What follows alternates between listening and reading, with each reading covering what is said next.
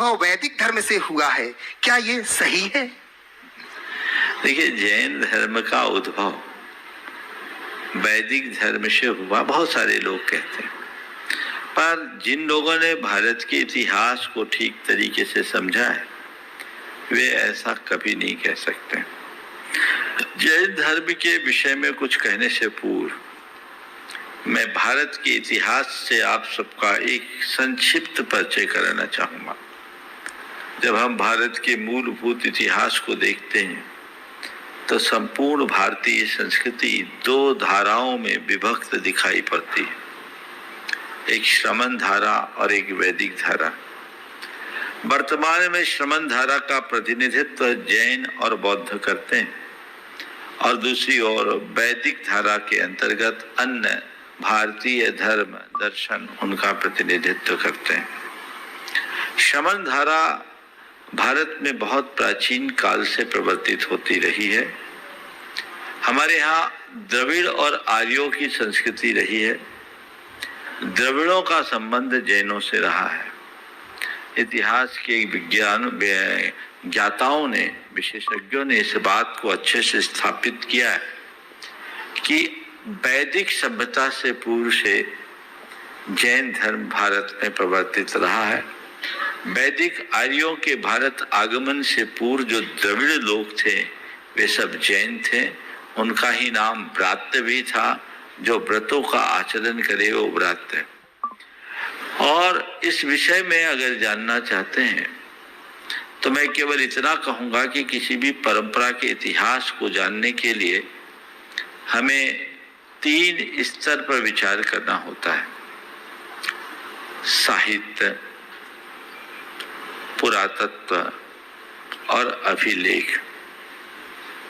हम तीनों आधारों पर इस बात के पुष्ट प्रमाण पाते हैं कि जैन धर्म भारत के प्राचीनतम धर्म तो है ही, अपितु प्राग वैदिक भी है। हम साहित्य से अपनी बात की शुरुआत करते हैं। साहित्यिक दृष्टि से देखा जाए तो वर्तमान में सबसे प्राचीन साहित्य के रूप में ऋग्वेद को लिया जाता है। ऋग्वेद ईसा पूर्व 1500 वर्ष पहले रचा गया, ऐसा कहते हैं। आज से लगभग 3500 वर्ष पहले जिसकी रचना हुई। आप सबको सुनकर के आश्चर्य होगा कि ऋग्वेद के अनेक ऋचाओं में भगवान ऋषभदेव का उल्लेख है। ऋग्वेद में श्रमण, केसी, वात रचना जैसे शब्द, अर्हन जैसे ऋचाएं ये जैन मुनियों के द्योतक हैं। डॉक्टर गोकुल प्रसाद जैन की एक कृति है ऋग्वेद में ऋषभ वाची ऋचाएं। उस शोध लेख के अनुसार अकेले ऋग्वेद के 141 ऋचाओं में भगवान ऋषभदेव का स्तुति परक उत्कीर्तन है, उल्लेख है। ऋग्वेद के अतिरिक्त अथर्ववेद, यजुर्वेद, अथर्ववेद और सामवेद में भी ऋषभदेव का भी उल्लेख है और हमारे नेमिनाथ पार्श्वनाथ भगवान का भी उल्लेख है। इस आधार पर हम ये कह सकते हैं कि वैदिक ग्रंथों में ऋषभदेव और अन्य तीर्थंकरों का उल्लेख होना इस बात का द्योतक है कि ऋषभदेव का अस्तित्व वेद की रचना से पुराना है। इसी प्रकार अनेक पौराणिक ग्रंथों में, जिसमें भागवत को आदि लेकर वराह पुराण, कूर्म पुराण, मार्कंडेय पुराण, अन्य अनेक पुराण ग्रंथों में भगवान ऋषभदेव का उल्लेख मिलता है। भागवत के शांति पर्व में भगवान ऋषभदेव को आर्हत मत का प्रचारक निरूपित किया है और इसका काफी विस्तार से उल्लेख भी है। दूसरे क्रम में बौद्ध ग्रंथ आते हैं। बौद्ध ग्रंथों में भी भगवान ऋषभदेव का उल्लेख है। बौद्धों का एक बड़ा प्राचीनतम ग्रंथ है महावग्ग, जो ईसा पूर्व 4वीं शताब्दी में रचा है। उसमें भगवान ऋषभदेव का उल्लेख करते हुए उसहम पौरम वीरम शब्द का उल्लेख किया। इन्हें ऋषभ को प्रवर, श्रेष्ठ और वीर कहा है। भगवान ऋषभदेव का बौद्ध ग्रंथों में उल्लेख होना इस बात का द्योतक है। इसके अलावा मध्यम निकाय, दीर्घ निकाय और दाढ़ा वंश जैसे ग्रंथों में भी भगवान ऋषभदेव का उल्लेख मिलता है। ये इस बात का द्योतक है कि भगवान महावीर के पूर्व भी जैन धर्म का अस्तित्व था। तो ये तो साहित्य की बात हुई। पुरातत्व की दृष्टि से जब हम बात करते हैं तो पुरातत्व के अनुसार भगवान ऋषभदेव का उल्लेख भारत की प्राचीनतम सभ्यताओं से मिलता है। भारत में हड़प्पा और मोहनजोदड़ो के उत्खनन से प्राप्त जो सभ्यता मिली, जिसे सिंधु घाटी की सभ्यता के नाम से जाना जाता है, सन 1922 से 1926 के मध्य जो पाकिस्तान के सिंध प्रांत के लड़काना जिले में है वर्तमान में, उसका उत्खनन हुआ। उसमें अनेक अवशेष प्राप्त हुए। सबसे पहले मोहनजोदड़ो का अर्थ है मुर्दों का टीला। उसके उत्खनन से अनेक अवशेष प्राप्त हुए और उसके ऊपर उस समय भारत सरकार के आर्कोलॉजिकल सर्वे ऑफ इंडिया के director general professor Ram Prasad Chandra ने अपना शोध लेख लिखा, सिंध 5000 ago। उसमें उन्होंने इस बात का उल्लेख किया, अनेक मोहरें मिली और उसमें उन्होंने लिखा FGH फलक संख्या 449 में ऋषभदेव का कायोसर्ग नग्न मुद्रा अलग दिखती है और वहीं एक बैल भी अंकित है जो भगवान ऋषभदेव का चिन्ह था। भरत चक्रवर्ती के द्वारा अपने अमात्यों के साथ उन्हें बंधन भी किया जा रहा है।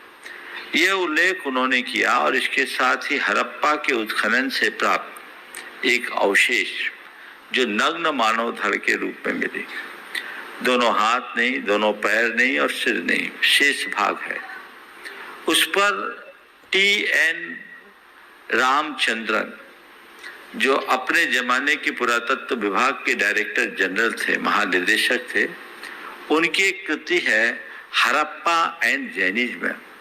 उसमें उन्होंने लिखा कि ये प्रतिमा मूलतः जैन प्रतिमा है और इससे ये भी प्रकट होता है कि हड़प्पा के काल में मोहनजोदड़ो और हड़प्पा की सभ्यता, सिंधु घाटी की सभ्यता में न केवल जैन धर्म का अस्तित्व था अपितु उस समय जैन लोग मूर्ति की पूजा भी किया करते थे। अभिलेखीय साक्ष्यों के आधार पर जब हम बात करते हैं तो भगवान इसमें सबसे महत्वपूर्ण अभिलेख है उड़ीसा के खंडगिरी उदयगिरी के कुमारी पर्वत पर उत्कीर्णित 84 पंक्ति का लेख, जिसे सम्राट एल खारवेल ने, जिसे कलिंग चक्रवर्ती की उपाधि प्राप्त थी, उन्होंने उत्कीर्ण कराया था, जो ईसा पूर्व 2री शताब्दी का उल्लेख है। उस लेख में इस बात का उल्लेख है कि कलिंग में एक कलिंग जिन के नाम से ख्यात भगवान ऋषभदेव की प्रतिमा थी और उसमें उस कलिंग जिन को नंदवंशी नंद राजा नौमानंद जो था वो हर कर ले गया था। नंद भगवान महावीर के काल में हुआ। जब इसका पता लगा कलिंग राजा खारवेल को, जो लगभग 150 वर्ष बाद हुआ, 150-200 वर्ष बाद, तो उसे बहुत दुख हुआ कि हमारी इस महान विभूति को मागधों ने हर लिया, हम उसे वापस लाएंगे। उस समय मगध की राजधानी पाटलिपुत्र हो गई थी और वहां का राजा पुष्यमित्र था। एल खारवेल ने पुष्यमित्र पर ससैन्य चढ़ाई करके उसको पराभूत किया, हराया और कलिंग जिन को वहां से लेकर गजरथ पर सवार कर अपने कलिंग में ले गया और वहां उसने बहुत बड़ा उत्सव किया। नमो अरहंतानम, नमो सब्ब सिद्धानम से प्रारंभ उस शिलालेख में इन सब बातों का उल्लेख है। मथुरा के कंकाली टीला से प्राप्त अवशेषों में भी भगवान ऋषभदेव और जैन धर्म के अस्तित्व का पता चलता है। मथुरा के कंकाली टीला में एक देव निर्मित स्तूप मिला। उस स्तूप को देव निर्मित इसलिए कहा जाता है क्योंकि उस स्तूप के रचना काल का किसी को पता नहीं। प्रोफेसर रमेश चंद्र शर्मा जो भारत के एक स्थापित इतिहासकार है, उनके अनुसार ईसा पूर्व 7वीं शताब्दी में उसका जीर्णोद्धार हुआ, यानी भगवान महावीर से पहले जिसका जीर्णोद्धार हुआ। तो ये बात इस बात का सबल प्रमाण है कि भगवान महावीर से पूर्व जैन धर्म का पूर्ण अस्तित्व था। इन्हीं आधारों पर अनेक विद्वानों ने अपने अभिमत प्रकट किए हैं। डॉक्टर राधा कृष्णन ने इंडियन फिलॉसफी और जिसका हिंदी अनुवाद भारतीय दर्शन के रूप में हुआ उल्लेख करते हुए लिखा कि जैन धर्म वेदों लिखित होने पर भी वेद पूर्व है। भगवान ऋषभदेव जैन धर्म के संस्थापक हैं और उनकी पूजा अर्चा भगवान महावीर के काल में भी हुआ करती थी। इसी प्रकार डॉक्टर राधा कुमुद मुखर्जी, वाचस्पति गैरेला,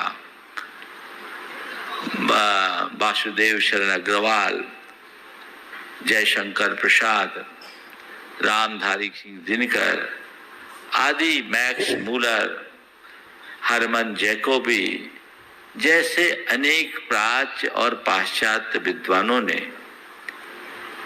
भगवान ऋषभदेव के अस्तित्व को स्वीकार करते हुए न केवल जैन धर्म की प्राचीनता को स्वीकारा है, अपितु उसे वैदिकों के भारत आगमन से बहुत पुराना धर्म बताया, प्राग वैदिक भी बताया।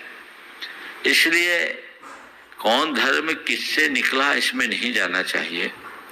ये बात मैं इसलिए नहीं कह रहा हूं कि जैन धर्म पुराना है तो अच्छा है और कोई धर्म नया है तो खराब है।